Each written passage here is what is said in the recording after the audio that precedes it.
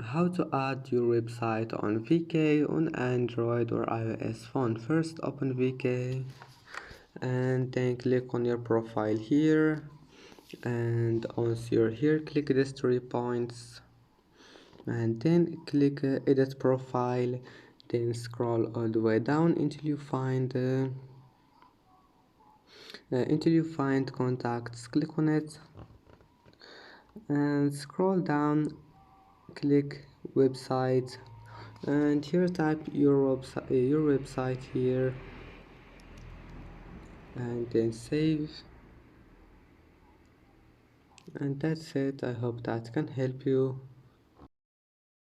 And that's it for today's video. If you like this video, please don't forget to like and don't forget to subscribe, and thank you for watching this video until the end, and see you in the next video.